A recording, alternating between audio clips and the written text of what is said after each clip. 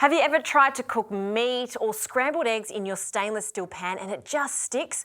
Well, I'm going to show you how to make sure that doesn't happen. The pan is perfectly fine. You've just got to heat it to the right temperature. So this is called the lead-in effect. I want to show you this little experiment. As the pan is heating, grab yourself a little bit of water, splash it into the pan.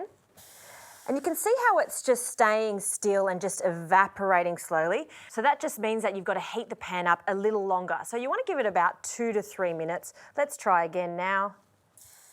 And have a look at that. See how those balls of water are dancing on the surface, almost skating? That's the optimum temperature of the pan. It just means the surface tension in the pan is just right and it's ready to cook with. All right, heat can go down because we don't want it to be too hot for scrambled eggs, so we'll just cool that pan down slightly and we'll add our oil, small amount of olive oil. Just drizzle that around. And we'll work quickly here because I don't want the pan to get too hot again. Add 2 eggs, give them a bit of a scramble. And let's see if these eggs stick. So we'll pour that in, swirl that around.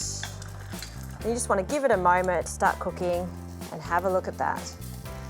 See how the eggs are not sticking whatsoever. That's because we preheated our pan to the optimum temperature.